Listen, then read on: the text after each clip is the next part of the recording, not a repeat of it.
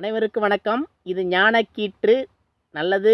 நம்மளுடைய நேயர்கள் அனைவருக்கும் வணக்கம். எழும்போதும் வேலுமயிலும் என்பேன், எழுந்தே உன்னை தொழும்போதும் வேலுமயிலும் என்பேன், தொழுதே உருகி அழும்போதும் வேலுமயிலும் என்பேன், அடியேன் உடலை விடும்போதும் வேலுமயிலும் என்பேன், செந்தில் வேலவனே. வணக்கம். இன்றைக்கி நம்ம எடுத்துக்கிற தலைப்பு அரசியல். இந்த சமயத்தில் அரசியலை பற்றி பேசுகிறதுனா கொஞ்சம் நல்லாயிருக்கும்னு நினைக்கிறேன். அரசியல் ரொம்ப ஒரு ஈடுபாடாக போய்கிட்டுருக்கு, நல்ல ஒரு விஷயமாக போய்கிட்டுருக்கு. அரசியல்னால் முக்கியமாக பார்த்திங்கன்னா கல்வி மேம்படணும், முக்கியமாக பார்த்திங்கன்னா பொருளாதாரம் மேம்படணும், விளையாட்டு மேம்படணும். இது 3 மேம்பட்டாவே ஒரு நல்ல ஒரு வளர்ச்சி கண்டிப்பாக இருக்கும். எல்லா இடத்துலையுமே கொஞ்சம் நல்ல வளர்ச்சி அடைக்கும். மற்றபடி நிறைய விஷயங்கள் மேம்படணும் கண்டிப்பாக பார்த்திங்கன்னா நிறைய இருக்குது. நிறைய இருந்தாலும் முக்கியமாக இதை 3 சொன்னேன். கல்வி இருக்கணும், பொருளாதார வளர்ச்சிக்கு நிறைய விஷயங்கள் இருக்குது. நிறைய ஏகப்பட்ட எல்லாம் புதுசாக எது அதிகப்படியான உற்பத்தி திறன் நல்லா இருக்கணும் பொருளாதார வளர்ச்சிக்கு அப்படின்னு சொல்லலாம். சரி, விளையாட்டு வரிசையிலும் மேம்படணும். சரி, ஓகே. நம்ம இப்படி விவசாயம் முக்கியம். விவசாயத்தை வச்சு தான் நம்மளுடைய நாடே ஒரு வளர்ச்சி அடையுது. நம்மளுடைய நாட்டில் விவசாயத்தை வச்சு தான் நாடு வளர்ச்சி அடையுது. இது யாரும் மறக்க முடியாது, ஒன்றும் அதை பற்றி எதுவும் சொல்ல முடியாது. சரி, இது மாதிரி பார்க்கலாம். அரசியலில் பார்த்திங்கன்னா காமராஜர் மாதிரி ஒரு தலைவன் பார்க்குறது ரொம்ப கஷ்டம். காமராஜர் ஒரு எல்லாத்தையுமே ஒரு அர்ப்பணிப்பு உணர்வோடு செஞ்ச ஒரு மனுஷன். கண்டிப்பாக எதையுமே எனக்கு தேவையில்லை அப்படின்னு சொல்லி கொஞ்சம் ஒரு நல்ல மனுஷனாக வாழ்க்கையை வாழ்ந்தவர். நல்ல ஒரு கல்வியை ஒரு முக்கியத்துவமாக கொண்டு வந்து சேர்த்தார். நம்ம மக்களிடையே கல்வி நல்லா இருக்கணும், கல்வி முக்கியமாக இருக்கணும்னு சொல்லி மக்கள்கிட்ட வந்து சேர்த்தவர் காமராஜர். அதை மறக்க முடியாது. அதுக்கு முதல்ல நீதி கட்சின்னு இருந்துன்னு சொல்கிறாங்க. நம்ம தமிழகத்தில் முதல்ல நீதி கட்சி தான் ஆரம்பித்தாங்க. கட்சின்னு பார்க்கும்போது ஒரு நீதி கட்சியாக ஆரம்பித்தாங்க அப்படின்னு சொல்கிறாங்க. அதிலிருந்து திராவிட கழகம் வந்தது, திமுக வந்தது, அதிமுக வந்தது. இது ஒரு வரிசையாக காங்கிரஸ் நடுவில் காங்கிரஸ் நீதி கட்சியிலேருந்து அங்கேருந்து பிரிஞ்சு காமராஜர் காலத்தில் காங்கிரஸ் வந்தது. இப்படி அது மாதிரி காங்கிரஸுங்கிறதும் ஒரு வார்த்தைக்கு எப்படி சொல்கிறதுனா, காங்கிரஸ் வந்து காங்கிரீஜ் அப்படின்ற வார்த்தையிலேருந்து வந்த ஒரு சொல்லது. பார்த்திங்கன்னா காங்கிரஸ் அப்படின்னு பார்த்தீங்கன்னா காங்கிரீஜ் மாட்டு இனம். அது வந்து ஒரு முக்கியமான மாடு, ஒரு தலைமையான மாடு. அதிலிருந்து வந்த அந்த வார்த்தை தான் அந்த காங்கிரஸ் அப்படின்னு சொல்லலாம். சரி, இப்போ காமராஜர் ஒரு கல்வியை எடுத்துகிட்டு வந்தார். நம்மளுக்கு நிறைய தமிழகத்துக்காக அர்ப்பணிப்பு உணர்வோடு வேலை செஞ்ச ஒரு மனுஷன்லாம் அவரும் ஒரு மனுஷன். கண்டிப்பாக மறக்க முடியாத மனுஷன். எல்லாமே எனக்கு எதுவுமே தேவையில்லை, மக்களுக்காக எல்லாமே செய்யணுன்ற நோக்கம் அவர்கிட்ட இருந்தது. மக்கள் நல்லா இருக்கணும், மக்களை எல்லாம் நல்லா இருக்கணும் அப்படின்ற எண்ணம் அவர் மனசில் கண்டிப்பாக இருந்தது. அதை மறக்க முடியாது. ஒரு மிகப்பெரிய மனுஷன். கண்டிப்பாக காமராஜர் பார்த்திங்கன்னா ஒரு மிகப்பெரிய மனுஷன். மக்கள் நல்லா இருக்கணுன்ற எண்ணம் ஒரு ஆழமாக அவருக்குள்ளே தாக்கத்தை ஏற்படுத்துச்சு. எனக்கு கல்யாணமே வேணாம் அப்படின்ற ஒரு எண்ணத்துலேயும் வாழ்ந்தவர். அவர் ஒரு பிரம்மச்சாரியாக வாழ்ந்தவர். அவர் ஒரு மிகப்பெரிய ஒரு பொக்கிஷம்னு சொல்லணும் அவரை. ஒரு பிரம்மச்சாரியாக வாழ்ந்தாவே அவங்கெல்லாம் பொக்கிஷம்னு சொல்லணும். கண்டிப்பாக யார் பிரம்மச்சாரியாக வாழ்கிறாங்களோ அவங்களாம் ஒரு பொக்கிஷமான மனுஷங்கள் அப்படின்னு சொல்லணும். அவர் அரசியலை இது ஒரு சல்ல வேலைப்பா அப்படின்னு கூட சொல்லுவார். ஒரு விளையாட்டுக்கு அப்படி சொல்கிறது உண்டு. ஒரு நல்ல ஒரு மனுஷன், நல்ல ஒரு தைரியமான ஒரு குணம் உள்ளவர். அப்பப்போ ஒரு தைரியமாக மனசில் மக்களுக்காக நம்ம செயல் செய்யும்போது ஆட்டோமேட்டிக்காகவே அந்த நம்ம நாட்டுக்காக என்ன செய்யணுன்ற எண்ணம் ஆட்டோமேட்டிக்காக வந்துடும். நம்ம நாடு முக்கியம், நாட்டுக்காக என்னால் என் உயிரை கூட கொடுக்க தயாராக இருக்கேன் அப்படின்னு சொல்கிற மாதிரிலாம் உண்டு. இப்போ நாட்டை நான் காதலிக்கிறேன்னு நடத்தேன். இப்போ நான் சமீபத்தில் பார்த்த கமலஹாசன் கூட ஒரு இதில் பேசினார். அப்போ நாட்டை நான் காதலிக்கிறேன் அப்படின்னு சொன்னார். நாட்டை காதலிக்கிறதுனா என்ன அர்த்தம்? நாட்டை காதலிக்கிறதுனா காதலிக்காக நம்ம எதை தருவோம்? காதலிக்காக நம்ம உயிரை கூட தருவோமா, தர மாட்டோமா? நம்ம காதலுக்காக உயிரை கூட தருவோம். அதே மாதிரி நாட்டை நான் காதலிக்கிறேன்னா நாட்டுக்காக என்னுடைய உயிரை கூட தயாராக இருக்கேன் அப்படின்னு தான் அர்த்தம். அது நான் நாட்டுக்காக என்னுடைய உயிரை கூட தர தயாராக இருக்கிறேன் அப்படின்னு தான் அர்த்தம். நாட்டை நான் காதலிக்கிறேன்னா அதுக்கு தான் அர்த்தம். நான் உயிரை கூட தர தயாராக இருக்கிறேன் அப்படின்னு தான் அர்த்தம். சரி, இப்படி நாட்டுக்காக ஒரு கமலஹாசன் ஒரு நேர்மையான மனுஷன், பார்க்கக்குள்ளே தெரியுது. கண்டிப்பாக நம்ம பார்க்கக்குள்ளே தெரியுது. சில பேர்லாம் பார்க்கும்போது அவங்களுடைய பேச்சு இதெல்லாம் பார்க்கும்போதே நேர்மையான மனுஷனுங்களாக கண்டிப்பாக இருப்பாங்க. கண்டிப்பாக நேர்மையான ஒரு ஆளாக நிறைய மனிதர்கள் அரசியலில் வரவங்களும் நேர்மையாக இருந்தே ஆகணும், வேறு வழி இல்லை. ஏன்னா எல்லாமே மக்களுக்காக சேவை செய்யும்போது நேர்மையாக இருக்கணுன்ற எண்ணம் எல்லா மனுஷனுமே எல்லா எண்ணத்துலையுமே கண்டிப்பாக ஆட்டோமேட்டிக்காகவே வர ஆரம்பிச்சிடும். அந்த ஊழல் இதெல்லாம் பார்க்குறீங்கன்னா அதெல்லாம் ஒரு எப்படி சொல்கிறதுனா, பிற நாட்டுக்காக பிறனுடைய நாட்டினுடைய பொருளாதார வளர்ச்சி நம்மளுடைய நாட்டினுடைய பொருளாதார வளர்ச்சி ஒப்பிட்டு பார்க்கும்போது சில விஷயங்கள் ஊழல் நடக்க ஆரம்பிக்குது. அது மாதிரி தான் அது சொல்லணும். அது மாதிரி தான்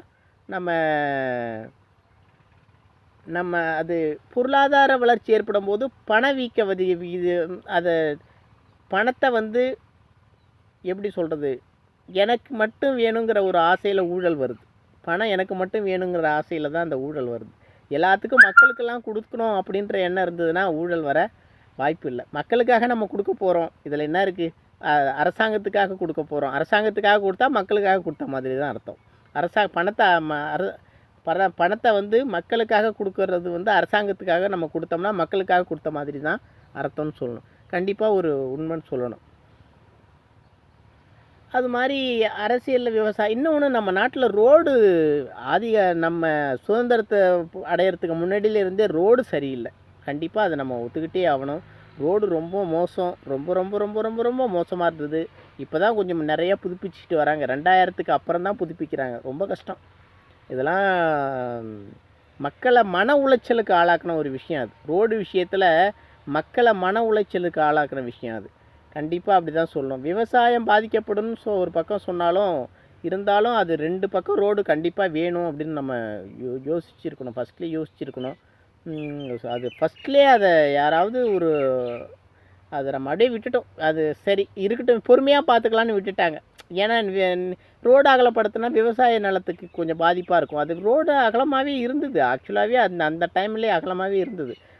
நல்லா நிறைய புளிய மரங்கள் நிறையா வச்சு நிறையா வளர்த்துருந்தாங்க. அகலமாகவே புளிய மரத்தை வெட்டணும், அது ஒரு கஷ்டம். ஏன்னா மரம் நல்லா அழகாக இருக்குது, புளிய மரத்தை வெட்டணுமேனு ஒரு கஷ்டம் இருந்தது. ஆக்சுவலாக மரம் 2 பக்கமும் அழகாக இருந்து. இப்போ மரத்தை விட்டுட்டாங்க, மரம் இல்லாமல் இருக்குது, ரோடு இருக்குது. மரம் வைக்கணும், ஆக்சுவலாக மரம் வைக்கணும். மரம் எந்த அளவுக்கு நம்ம மரம் வெட்டினோமோ அதை விட அதிகப்படியான மரத்தை நம்ம வைக்கணும். அதுதான் முறை. மரம் இருந்தால் தான் வைரமுத்து சார் கூட மறந்தான் எல்லாம் மறந்தான் அப்படின்னு ஒரு கவிதையாக சொல்லுவார். ரொம்ப அழகாக இருக்கும் அது. மறந்தான் அனைத்தும் மறந்தான் அப்படின்னு சொல்லி அழகாக நல்லாயிருக்கும் அந்த கவிதை. நல்லா அழகாக ரொம்ப சொல்லியிருப்பார். இப்போ மரம் வந்து ரொம்ப ரொம்ப ரொம்ப ரொம்ப முக்கியம். நம்ம விவசாயிகள்கிட்ட அதை கொண்டு சேர்க்கணும். அது யாருனுடைய பொறுப்பு அப்படின்னா விவசாயிகளுடைய பொறுப்பு. மரத்தை வளர்க்குறது யாருனுடைய பொறுப்புனா விவசாயிகளுடைய பொறுப்பு. தன்னுடைய வயலுக்கு சுற்றிலும் மரம் வளர்க்கலாம். அதை ஒரு இதாக ரெண்டு வயல்காரங்களுமே இந்த ஏன்னா அதில் இந்த பக்கத்தில் உள்ள வயல்காரங்களும் ஒத்த பக்கமாக மரம் வளர்க்கணும், இந்த சைடில் உள்ள வயல்காரங்களும் ஒரு மரத்தை வளர்க்கலாம். நம்ம சுற்றிலும் வச்சுக்கிட்டோம்னா நடுவில் அந்த பிரச்சனை வராது. இன்னொன்று பார்த்தீங்கன்னா அதனாலேயே நிறைய பிரச்சனை வருது. என்ன பிரச்சனைனா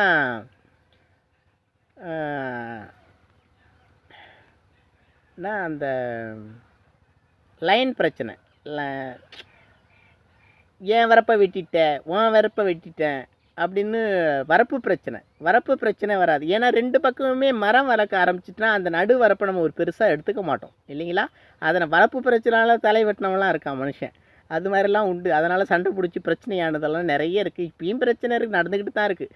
அது எப்போதுமே அந்த இடத்துல பிரச்சனைனாவே கண்டிப்பாக அது எல்லா இடத்துலையுமே இருக்க தான் செய்யுது.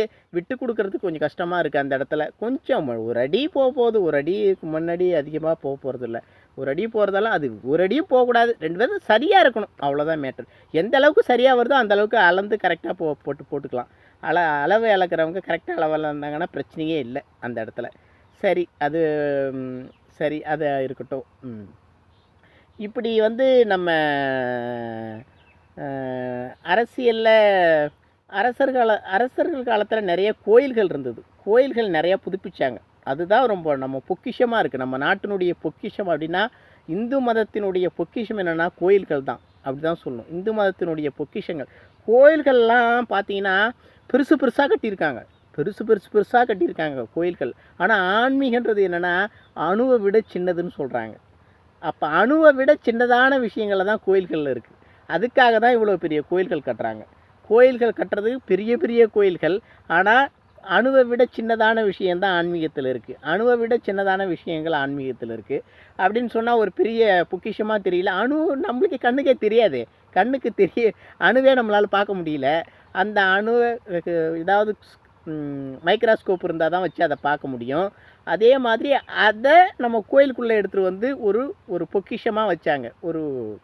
ஒரு பொக்கிஷமாக நான் அணுவில் இருந்து தான் நம்ம வரோம் இல்லைங்களா? ஏன்னா அணுவில் இருந்து தான் நம்ம பிறக்கிறோம். அதனால தான் அதை நம்ம கோயில்கள் ரொம்ப ரொம்ப பொக்கிஷமான விஷயம். அது மறக்க முடியாது. இந்து மதத்தில் நம்ம அரசியலில் பார்த்திங்கன்னா இப்போ ஒரு பாரதிய ஜனதா ரொம்ப ஒரு ஒரு ஒரு ஒரு ஒரு நம்பிக்கையோட வெளிப்படுத்துகிற கட்சியாக இருக்குது. காரணம் என்னென்னா பாரதிய ஜனதா வந்து பிரபலமாகறதுக்கு காரணம் என்னென்னா இந்து மதத்தினுடைய கட்சி அது. ஏன்னா இந்தியாவில் யார் அதிகமாக இருக்கா? இந்து தான் அதிகமாக இருக்காங்க. அதுக்காக அவங்களுக்கு இந்து மதத்தை சார்பில் அவங்க கட்சி தொடங்கினாங்க. அதனால் அவங்க இந்து மதத்தினுடைய சார்பில் தொடங்கினதால அந்த இந்து மதத்தினுடைய தாக்கம் கண்டிப்பாக இருக்கும். அதுக்காகவே அவங்க இந்து மதம் நம்ம நாட்டில் இந்து மதம் தானே பெருசு. அப்போ இந்து மதத்தினுடைய கிளர்ச்சி வளர தானே செய்யும். அதனால தான் அதனுடைய வளர்ச்சி அதிகமாக இருக்குது அப்படின்னு சொல்லணும். ஏன்னா மற்ற கட்சிலாம் பார்த்திங்கன்னா மதத்தை முன்னிலைப்படுத்தி வைக்கல. மதத்தை முன்னிலைப்படுத்தி வச்சாலும் அவங்க எல்லா மதத்தையும் ஏற்றுக்கிட்டு செய்கிறாங்க. ஆனால் பாரதிய ஜனதா இந்து மதத்தை மட்டும் வச்சு ஒரு ஏழை பணக்காரன்ற வித்தியாசத்தை முன்னிலைப்படுத்துகிறாங்க. கம்யூனிஸ்ட் ஏழை பணக்காரன் வித்தியாசத்தை வச்சு முன்னிலைப்படுத்திக்கிறாங்க அவங்க. அப்புறம் ஜாதி மதம் இதெல்லாம் இருக்க தான் செய்யும், இருந்துக்கிட்டு தான் இருக்கும். ஜாதி மதன்றது இருக்க தான் செய்யும், இருந்துக்கிட்டு தான் இருக்கும். அது அது அரசியலில் பார்த்திங்கன்னா இன்னொன்று இடஒதுக்கீடு. இதை பற்றி அதிகமாக நிறையா பேசுவாங்க. பார்த்திங்கன்னா தெரியும். இடஒதுக்கீடு கண்டிப்பாக பேசுவாங்க. இடஒதுக்கீடு வந்து நம்ம நிறைய பேசுவாங்க. ஏன்னா இடஒதுக்கீடு எல்லாத்துக்குமே தேவை. ஏழை பணக்காரன்ற வித்தியாசத்தில் தேவை. அப்புறம் ஜாதி மூலயமா இடஒதுக்கீடு தேவை. இதெல்லாம் கண்டிப்பாக இடஒதுக்கீடுன்றது கண்டிப்பாக தேவைன்னு நம்ம சொல்லணும். இடஒதுக்கீடுன்றது இதுதான் அரசியல்னாவே இடஒதுக்கீடு தான். அரசியல்னால் பணம். இன்னொன்று பார்த்திங்கன்னா பணத்தை இழுக்கணும், பணத்தை மக்கள்கிட்ட கொடுக்கணும், திரும்ப அரசியலில் பணத்தை இழுக்கணும், திரும்ப மக்கள்கிட்ட கொடுக்கணும் வாங்கணும், மக்கள்கிட்ட இருந்து வாங்கணும் கொடுக்கணும். இதில் ஒரு பொருளாதார வளர்ச்சி. இது ஷேர் மார்க்கெட் மாதிரி. இது ஒரு ஷேர் மார்க்கெட். இது எப்படின்னா பணத்தை கொடுக்கணும் வாங்கணும், கொடுத்தும் வாங்கணும். இது ஒரு ஷேர் மார்க்கெட். இதுதான் அரசியல் அப்படின்னு சொல்லலாம். சரி, இடஒதுக்கீடுங்கிறது எல்லா ஜாதியினருக்கும் தேவை தான். கண்டிப்பாக பார்த்திங்கன்னா என்ன இடஒதுக்கீட்டில் அதுலேயும் ஜாதி மத அடிப்படையில் இருக்குது. நான் வந்து உயர்ந்த ஜாதிக்காரன், தாழ்ந்த ஜாதிக்காரனுக்கு மதிப்பு இல்லைங்கிறாங்க. உயர்ந்த ஜாதிக்காரனுக்கு மதிப்பு இருக்குது அப்படின்னு சொல்கிறாங்க. ஏன் மதிப்பு இல்லை, ஏன் மதிப்பு இருக்குது அப்படின்ற கேள்வியெல்லாம் எழும். ஆதி காலத்தில் இருந்து இப்படிலாம் ஏன் மதிப்பு இல்லை, செய்கிற வேலையை பொறுத்து மதிப்பு இருக்குது. சில பேருக்கு செய்கிற வேலையை பொறுத்து மதிப்பு இருக்குது. செய்கிற வேலையில் ஒரு ஃப்ளைட்டு ஓட்டினா உயர்ந்தவனாக பார்க்குறான், விவசாயம் பண்ணால் தாழ்ந்தவனாக பார்க்குறான். என்ன பண்ணுறது, வாழ்க்கையில் அப்படி தான் இருக்குது. ஆனால் விவசாயம் ரொம்ப முக்கியம். விவசாயம் பார்க்குறவனை உயர்ந்தவனாக பார்க்கணும், விவசாயம் பார்க்குறவனை தான் ரொம்ப உயர்ந்தவனாக பார்க்கணும். ஆனால் விவசாயம் பார்க்குறவன் சரியில்லையே, இப்போலாம் சரியில்லாத ஒரு விவசாயம் பார்க்குறான். எல்லாம் உரம் போடுறான் நிறையா. படிக்க தெரியாதவன் விவசாயம் பண்ணுறான். படிக்க தெரிஞ்சவன் விவசாயம் பண்ணால் ஒரு நல்ல ஒரு அமைப்பாக இருக்கும் இல்லைங்களா? படிக்க தெரிஞ்ச விவசாயம் பண்ணால் ஒரு ஒரு ஒரு ஒரு அவனுக்கும் ஒரு உயர்ந்த ஒரு நிலை ஏற்படும். எல்லாமே உரம் அதிகமாக போட்டு மண்ணுக்கு பாதிப்பு உண்டு பண்ணுறாங்க. சரி, இப்படிலாம் விவசாயத்தில் இப்படிலாம் போய்கிட்டு இருக்கு. இது மாதிரி போகுது. நல்ல மரம் வளர்க்கணும். மரம்தான் எல்லாம் மரம் வளர்க்கணும். மரம் வளர்த்தாவே ஒரு விவசாயம் ஒரு செழிக்குன்னு சொல்லலாம். ஒரு 3-4 ஏக்கர் நிலம் வச்சுருக்காங்கன்னா ஒரு அரை ஏக்கர் நிலம் மரத்துக்காக ஒதுக்கிடலாம். எப்படின்னா ஒரு 4 ஏக்கர் நிலம் வச்சுருக்கோம்னா ஒரு அரை ஏக்கர் நிலத்தை மரத்துக்காகவே ஒதுக்கிடணும். அது மாதிரி ஒதுக்குனா ஒரு நல்ல விஷயமா படும். கண்டிப்பாக அப்படி தான் சொல்லலாம். ஒரு நல்ல விஷயமா அது ஒரு நல்ல ஒரு இதாக படும். ஒரு ஏக்கர் நிலம் வச்சுருந்தா கூட சுற்றிலும் வயலில் ஒரு தேக்கு கன்று ஏதாவது மாமரம் கண்டிப்பாக ஒன்று வச்சுக்கலாம். இப்போ யார் பலா இது வச்சுக்கலாம். வாழை கொஞ்சம் கொஞ்சம் நல்லா இருக்கணும். வாழை பலா வாழை இது 3மே ரொம்ப முக்கியமான விஷயம். இதை 3 தயவுசெய்து எல்லாமே கண்டிப்பாக இதை 3 ஒரு ஒரு ஒரு வயலில் வச்சுக்கிங்க. பலா வாழை இது 3 இந்த 3 மரமும் இல்லாமல் இருக்கக்கூடாது. பலா வாழை இது 3மே முக்கியமான ஒரு தன்மையை கொடுக்குது. ஆன்மீகத்தில் கூட இந்த 3க்கும் ஒரு பெரிய வரவேற்பு இருக்குது. இந்த 3 மரத்துக்கும் ஆன்மீகத்தில் கூட இது 3 வச்சுருந்தா அந்த மரம் எப்படி இருக்குதோ அது மாதிரி நம்ம வாழ்க்கையை இருக்கணும், வாழ்க்கையில் நம்ம நடந்துக்கணும். மரம் எப்படி இருக்குதோ அது மாதிரி வாழ்க்கையில் இருந்துக்கணுங்கிறது தான் நம்ம ஆன்மீகத்தினுடைய சாரம் கூட கண்டிப்பாக சொல்லலாம். ஓகே, நல்லது. இன்றைக்கி அரசியல்பாது அப்புறம் விளையாட்டுத்துறையில் நம்ம பின்தங்கி தான் இருக்கோம். இப்போதைய காலத்தில் இப்போ கொஞ்சமாக மேம்படுது. ஆனால் பின்தங்கி தான் இருக்கோம். நம்மளுக்கு விளையாட்டுத்துறை எனக்கு ஒரு விளையாட்டுனா ரொம்ப ரொம்ப பிடிக்கும். நம்மளுக்கு எனக்கு ரொம்ப விளையாட்டுனா கபடினா சின்ன வயசுலலாம் கபடி விளையாடும் போது அவ்வளோ உற்சாகமாக விளையாடுவோம். கிரிக்கெட்டு இதெல்லாம் விளையாடும் போது அவ்வளோ உற்சாகமாக விளையாடுறது ஒரு இன்ட்ரெஸ்டிங்காக இருக்கும். அவ்வளோ இன்ட்ரெஸ்டிங்காக விளையாடுறது ஒரு ஆர்வமாக விளையாடுறது. இப்போலாம் விளையாடுறதே விட்டுட்டேன். இப்போ ஒரு 10 வருஷ காலமாக விளையாடுறது கணிசமாக குறைஞ்சி போச்சு. பசங்களை பார்த்தா ஓடி போய் விளையாடணும்னு தோணுது. ஆனால் நம்ம வேலைக்கு போய் எல்லா இடத்துக்கு போகிறோம். கொஞ்சம் ஏதாவது அது மாதிரி மனநிலையும் அதுக்கு தகுந்த மாதிரி வயசும் கொஞ்சம் மாறுது. வயசுக்கு தகுந்த மாதிரி மனநிலையும் கொஞ்சம் மாறுது. 70 வயசுனாலும் விளையாடணுன்ற ஆர்வம் கண்டிப்பாக நம்மளுக்கு எனக்கு இருக்கும். கண்டிப்பாக பார்த்தீங்கன்னா இருக்கும். நான் இப்பயும் நிறையா விளையாடுறதுக்கு தான் விளையாண்டா ஓடிடுவேன். சரி, விளையாட்டு ரொம்ப ரொம்ப உடல் ஆரோக்கியத்துக்கும் விளையாட்டு ரொம்ப முக்கியம். பார்த்தீங்கன்னா உடல் ஆரோக்கியத்துக்கும் விளையாட்டு ரொம்ப ரொம்ப முக்கியம். விளையாட்டில் நிறைய கொண்டு வரணும். நிறைய ஒலிம்பிக்கில் பார்த்தீங்கன்னா எத்தனை விதமாக இருக்குது விளையாட்டு. பார்த்தீங்கன்னா அப்பா பார்க்குறதுக்கே நம்மளுக்கு ஆச்சரியமாக இருக்குது. அவ்வளோ விளையாட்டு. நீச்சல் போட்டினா இன்ட்ரெஸ்டிங்காக இருக்கும். நான் கூட நீச்சல் போட்டியில் விளையாட்டில் ஜெயிச்சிருக்கேன். எங்கள் ஊரில் நீச்சல் போட்டியில் ஜெயிக்கிறது ஃபஸ்ட் ப்ரைஸ் வாங்குவேன். அங்கே நான் வளர்ந்த கிராமத்தில் அகரத்தில் வாங்குவேன். கண்டிப்பாக நீச்சல் போட்டினா போய் விளையாண்டு போய் ஜெயிக்கிறது அர்த்தம். ஜெயிக்குவேன். நல்லாயிருக்கும். நீச்சல் போட்டியும் நல்லா ஒரு இதாக இருக்கும். அது மாதிரி பார்த்திங்கன்னா விளையாட்டு ரொம்ப ரொம்ப முக்கியம்னு சொல்லணும். அது மாதிரி ஜிம்னாஸ்டிக் நம்ம இதில் இல்லை.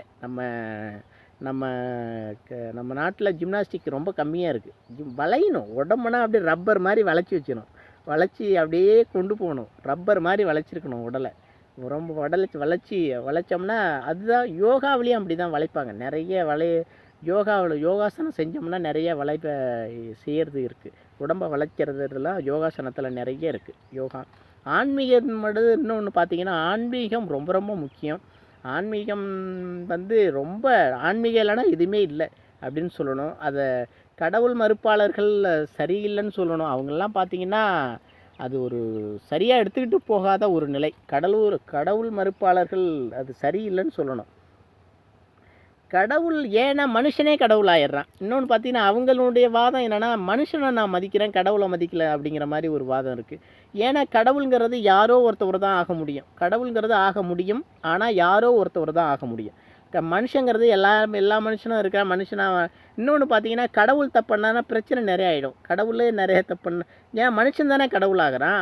அந்த மூலயமா ஆதி காலத்தில் அந்த மனநிலை மூலமாக தானே நிறைய விஷயங்கள் நடக்குது. அப்படின்னு பார்க்கும்போது கடவுள் தப்புன்னா பிரச்சனை. அது மாதிரி அதுவும் நம்ம கடவுள் தப்பு பண்ண மாட்டார்னா அவர் முக்தி அடைஞ்சார்னா அவருக்கு இறந்துடணும். அப்படி ஆகிட்டா பிரச்சனை இல்லை. முக்தி அடைஞ்சு வாழ்ந்துக்கிட்டு இருந்தாருன்னா பிரச்சனை கொஞ்சம் சமூகத்தில் ஒரு சில பிரச்சனைகள் ஏற்பட வாய்ப்பு இருக்குது. கடவுள் ஆக முடியும். மனுஷன் என்பவன் கடவுள் ஆக முடியும். அதில் எந்த வித மாற்றமும் இல்லை. ஆனால் கடவுள் ஆனால் தானே தெரியும். கடவுள் இல்லைன்னு சொல்கிறவங்களே கடவுளாகணுன்ற ஒரு நம்பிக்கையில் தான் இருக்காங்க. கண்டிப்பாக பார்த்தீங்கன்னா கடவுள் இல்லைன்னு சொல்கிறவங்க கூட கண்டிப்பாக நான் கடவுளாகணுன்ற நம்பிக்கையில் தான் இருக்கான். அது பார்த்தீங்கன்னா யாரோ ஒருத்தவங்க கடவுளாகிறாங்க அப்படின்னு சொல்லணும். பார்த்தீங்கன்னா கடவுளுங்கிறது எல்லாரும் ஆக முடியல, வாய்ப்பு இல்லை அப்படின்னு சொல்லணும். கடவுளுங்கிறது என்னென்னா உயிர் சக்தி மூலயமா முழுமை அடையணும். உயிர் சக்தி மூலயமா முழுமை அடைஞ்சால் கடவுளாகலாம். உயிர் சக்தி மூலயமா முழுமை அடைஞ்சிங்கன்னா நீங்கள் முழுமை அடைஞ்சிங்கனாவே உங்களுக்கும் உங்கள் உயிரா பிறர் உயிரானே தெரியாது. ரெண்டு உயிரும் ஒன்றா செயல்படும். நீ எந்த உயிரை பார்த்தாலும் உன் உயிர் மாதிரியே தெரியும். நீங்கள் முழுமையாக பார்த்தீங்கன்னா ஒரு கடவுள் நிலையை அடைஞ்சிங்கன்னா இந்த உயிரா இது உயிரானே தெரியும். 2 உயிருமே நம்மளுக்குள்ளே இருக்கிற மாதிரி இருக்கும். அது உள்ளே என்ன நடக்குதோ அது நம்மளுக்குள்ளேயும் நடக்கும். அந்த உயிர் பயந்ததுன்னா இந்த உயிரும் பயப்படும். அந்த உயிர் சந்தோஷப்பட்டால் இந்த உயிர் சந்தோஷப்படும். இது ஒரு பெரிய பொக்கிஷம் கடவுளுங்கிறது என்னென்னா ரொம்ப ரொம்ப பொக்கிஷம். இந்த உயிர் பயந்ததுன்னா இந்த உயிர் பயப்படும். இந்த உயிர் சந்தோஷப்பட்டால் இந்த உயிர் சந்தோஷப்படும். பக்கத்தில் உயிர் எப்படி இருக்கோ அதே மாதிரி தான். நம்ம சந்தோஷப்பட்டோம்னா அது மாதிரி அதுவும் சந்தோஷப்படும். இது ஒரு பொக்கிஷம்னு சொல்லணும். அதை விட ஒரு விலைப்பதிப்புள்ளது இந்த உலகத்தில் இந்த பிரபஞ்சத்திலே எதுவுமே கிடையாது. கடவுள் ஆனால் தான் தெரியும். இந்த நீங்கள் நிறைய விஷயம் பிரபஞ்சத்தை ஒரு விதமாக பேசுவாங்க தெரியுங்களா, பார்த்துருக்கீங்களா? இந்த பால்வெளி மண்டபம்லாம் நிறைய இருக்குது. பால்வெளி மண்டபத்தில் நம்ம இருக்கிற பூமி ஒரு சின்ன துளி அதுங்கிற மாதிரி பேசுவாங்க. அதே மாதிரி தான் சொல்கிறேன். இந்த உடலில் நீங்கள் முழுமை அடைஞ்சிங்கன்னா கடவுளானீங்கன்னா இந்த பால்வெளி மண்டலமே ஒரு துளிங்கிறேன் நான். நீங்கள் கடவுளாக நீங்கள் மட்டும் மாறினீங்கன்னா இந்த பால்வெளி மண்டலமே ஒரு துளியாக உங்களுக்கு தெரியும். இது எவ்வளோ பெரிய விஷயம் பாருங்கள். இது எவ்வளோ பெரிய விஷயமா இருக்கும். இது ஒரு பொக்கிஷம். இது ஒரு பொக்கிஷத்துலேயே அரிய பொக்கிஷம் அப்படின்னு சொல்லணும். இந்த பால்வெளி மண்டலமே உங்களுக்கு ஒரு துளியாக தெரியும். அப்படி தான் நான் சொல்லுவேன் நான். கண்டிப்பாக பார்த்தீங்கன்னா இதுதான் கடவுளினுடைய நிலை. கடவுளாக ஆகணும். கடவுளாக இல்லைன்னு சொல்கிறவனுக்கு கூட கடவுளாக ஆகணும்னு தான் சொல்கிறேன் நான். கடவுள் இல்லைன்னு சொன்னாலும் அவனும் கடவுள் ஆகிறதுக்கான வாய்ப்பை தேடி தான் வந்துக்கிட்டு இருக்கான். அந்த உலகத்தில் பிறக்கிற ஒவ்வொரு மனுஷனுமே கடவுள் ஆகணுன்ற எண்ணத்தில் தான் பிறக்கிறான். ஆனால் வாய்ப்பு கிடைக்கல, சரியான முறை தெரியல, எப்படின்னு சில முறைகள் தெரியல, அவனுக்கான வாய்ப்பு கிடைக்கல, அவனுக்கான முறை கிடைக்கல. எல்லாருக்கும் அந்த வாய்ப்பு இருந்தாலும் அது அந்த மனநிலை அந்த இதெல்லாம் ஒத்து போகணும்ல. அந்த மனநிலை அவனுக்கு அந்த கடவுளை அடையணுன்ற மனநிலை இருக்கணும். அந்த மனநிலை இருக்கணும். இப்போ கடவுள் இல்லைன்னா நான் எப்படி கடவுளை அடைய முடியும்? அதுக்கான வாய்ப்பு கம்மியாக போயிடுச்சு. கடவுள் இல்லைன்னு சொன்னாவே அதுக்கான வாய்ப்பு கம்மியாக போயிடுச்சு. இப்போ கடவுள் இல்லைன்னு சொல்கிறேன்ல, நீ கடவுளானின்னா கண்டிப்பாக கடவுள் இருக்குன்னு தானே சொல்லுவேன். நீ கடவுள் ஆகிற, கண்டிப்பாக கடவுள் இருக்கணும். நீ கடவுள் ஆகலை, அதனால் கடவுள் இல்லைன்னு சொல்கிற. அவ்வளோதான் விஷயம் மேட்ரு. கடவுள் நீ கடவுள் ஆனினா நீ எல்லாத்தையும் கடவுள் தான் சொல்லுவேன். எல்லாத்தையும் கடவுள் தான் சொல்லி ஆகணும். நீ கடவுள் ஆனினா எல்லாத்தையுமே கடவுள் ஆயின்னு தான் சொல்லு. கடவுள் இல்லைங்கிறது நீ கடவுள் ஆகலை, அதனால் இன்னொருத்தவனையும் கடவுளாக இல்லைன்னு சொல்கிற. ஏன்னா யாருமே கடவுள் ஆகலை அப்படிங்கிற மாதிரி சொல்கிறேன் நீ. சரி, ஓகே, நல்லது விஷயம், நல்லது. கடவுளை பற்றி அரசியலுக்கு ஆன்மீக பற்றி போயாச்சு. நல்லது. அரசியலில் அது மாதிரி நல்ல மனிதர்கள் வரணும். நல்ல ஒரு இப்போ நம்ம சீமான் தமிழ் உணர்வோடு போராடுறாருன்னு சொல்லணும். கண்டிப்பாக எனக்கு வாய்ஸ் கொஞ்சம் திக்கிறதுக்கு காரணம் ஒரு பக்கம் அடிபட்டுருச்சு எனக்கு. அது அடிபட்டு என்னுடைய உள்நிலை நான் 16 வருஷமாக போராடி அதை கொஞ்சம் சரி பண்ணிக்கிட்டு இருக்கேன். கண்டிப்பாக அது கொஞ்சம் அதுக்கு முன்னாடிலாம் எனக்கு திக்காது. அப்படியே வார்த்தை தெளிவாக வரும், மணி மாதிரி வரும், தெளிவாக வரும், சரமாக வரும், சரமாரியாக வரும், சரளமாக வரும். அதெல்லாம் நல்ல நான் பேசிக்கிட்டு இருக்கேன். எப்போ நான் கரெக்டாக சந்தோஷமாக விழிப்புணர்வாக ஆனந்தமாக பேசினேன்னா என்னுடைய வாழ்க்கை 2007ன்னு சொல்லுவேன். கண்டிப்பாக பார்த்தீங்கன்னா 2006லேருந்து 2005லேருந்து 2007 வரலையும் என்னுடைய வாழ்க்கை பொக்கிஷமான வாழ்க்கை அப்படின்னு சொல்லுவேன். பொக்கிஷம் நிறைந்த வாழ்க்கை. 2005லேருந்து 2007 வரலையும் சிங்கப்பூரில் தான் இருந்தப்போ அந்த டைமில் நான் வாழ்ந்த வாழ்க்கை ஒரு பொக்கிஷம்னு சொல்லுவேன். என்னுடைய வாழ்க்கையை ஒரு பொக்கிஷமாக பார்க்குறேன். அந்த டைமில் நிறைய புத்தகங்கள் படித்தேன். லைப்ரரியில் போய் நிறைய புத்தகங்கள் படித்தேன். ஐயோ, அது படிக்க அவ்வளோ இன்ட்ரெஸ்ட். இப்போ படிக்கணுன்னா கொஞ்சம் ஆர்வம் குறைஞ்சிருக்கு. ஆனால் அப்போ படிக்க இன்னும் படிக்கணும், இன்னும் ஒரு 4 புத்தகம் எடுத்துகிட்டு வந்திருக்கலாமே, இன்னும் ஒரு 4 புத்தகம் எடுத்துகிட்டு வந்திருக்கலாமேன்னு உடனே திருப்பி கொடுத்து படிச்சுக்கிட்டே இருப்பேன். டக்க நிறைய புத்தகங்கள் படிப்பேன். ஐயோ, அவ்வளோ இன்ட்ரெஸ்டிங்காக இருந்தது படிக்க. ஆனால் முக்கியமாக தன்னம்பிக்கை கொடுக்கக்கூடிய நூல்களை மட்டும்தான் அதிகமாக எடுத்து படிப்பேன் நான். அதுதான் எனக்கு ரொம்ப பிடிக்கும். தன்னம்பிக்கையை கொடுக்கக்கூடிய நூல்கள் தான் அதிகமாக எடுத்து படிப்பேன். அதனால் அதில் ஒரு உணர்ச்சி இருக்கும். அதில் நம்மளுடைய உணர்வு அதில் பொங்கும். அந்த படிக்கும்போது உணர்ச்சி பொங்குன்னு சொல்லணும். கண்டிப்பாக பார்த்தீங்கன்னா அது மாதிரி தன்னம்பிக்கை கொடுக்கக்கூடிய நூல்கள் நிறையா படிங்க, நல்லாயிருக்கும். ஏன்னா அப்போ ஒரு கடவுளாகணுன்ற நம்பிக்கை கூட வரும்னு வைங்களேன். கடவுளாகன்ற நம்பிக்கை வரும். சில பேர் கொஞ்சம் இப்படியும் சொல்லலாம், என்ன கடவுள் அப்படின்னு கூட சொல்லலாம். கண்டிப்பாக கடவுளாகி மட்டும் என்ன பண்ண போகிறோம் நம்ம அப்படின்னு சொல்லலாம். கடவுளாகிறதுக்கு மனுஷனாகவே இருந்துட்டு போயிடலாம் போ அப்படின்னு சொல்கிற மனுஷனும் இருக்கா. கண்டிப்பாக அது மாதிரி மனுஷனும் இருக்கா. என்ன கடவுளாகிறதுக்கு மனுஷனாகவே இருந்துட்டு போகலாம் போ அப்படின்ற மனுஷனும் கண்டிப்பாக இருக்கான் அப்படின்னு தான் சொல்லணும். ஆனால் கடவுளாகிறதுக்கான வழிமுறைகள் என்னென்னா, நாசியை சுத்தம் பண்ணணும், குதத்தை சுத்தம் பண்ணணும். இது ரெண்டும் முதலே சொல்லியிருக்கேன். கண்டிப்பாக பார்த்தீங்கன்னா நாசியும் குதத்தையும் சுத்தம் பண்ணிங்கன்னா கொஞ்சம் ஓரளவு மேம்படும். இன்னொன்று பிரம்மச்சரியம் கடைப்பிடிக்கணும். இது 3ம் செய்யணும். இது 3ம் கடைப்பிடிச்சாவே உங்களுடைய வாழ்க்கை மேம்படும். நல்லா பார்த்துக்கலாம், நல்லா தெரிஞ்சுக்கலான்னு சொல்லலாம். ஓகே, நல்லது. வீடியோ அப்படியே போய்கிட்டு இருக்குன்னு நினைக்கிறேன். நாங்கள் கொஞ்சம் வீடியோவை கொஞ்சம் குறைச்சி போதும்னு நினைக்கிறேன். இன்றைக்கி இந்த வீடியோ அரசியல் அது மாதிரி அரசியலை பார்த்தீங்கன்னா ரோடு இப்போலாம் சரியாயிடுச்சு. இப்போ கொஞ்சம் பரவாயில்ல, நல்ல விதமாக போய்கிட்டு இருக்கு. நாடு இந்திய நாடு எப்படின்னா, நான் இப்போ என்ன சொன்னேன், கடவுளானீங்கன்னா இந்த பால்வெளி மண்டலமே ஒரு துளின்னு சொன்னேன். சரிங்களா? இந்த பால்வெளி மண்டலமே ஒரு துளி அப்படின்னு சொன்னேன் கடவுளானீங்கன்னா. அப்போ நம்ம நாடு எப்படின்னு பார்த்துக்குங்க. நம்ம நாடு அதை விட ஒரு தூசி அப்படின்னு சொல்லணும். பார்த்தீங்கன்னா அப்படி தானே சொல்லணும். கண்டிப்பாக பார்த்தீங்கன்னா இந்த பால்வெளி மண்டலமே ஒரு துளினா நாடுலாம் ஒரு தூசி அப்படின்ற மாதிரி தான் சொல்லணும். அப்போ இந்த தூசியை வச்சுருக்கவர் தான் சிவன். சிவன் தான் ஞானம் அடைந்தார். முதல்ல மனுஷன் ஞானம் அடைந்தது யாருன்னா சிவன் தான். சிவன் ஞானம் அடைந்த பிறகு தான் அவரை தான் அதனால் கடவுள்னு சொல்கிறோம். அதனால தான் அவரை கடவுள் சொல்கிறோம். அதுக்காக தான் அவர்கிட்ட ஒரு பாதுகாப்பாக அவருடைய தன்மையில் இருக்கணும் அப்படிங்கிறது தான் எல்லாருடைய நோக்கமும். அப்புறம் வாழ்க்கையில் நல்ல விதமாக வாழ்ந்திருக்காங்க.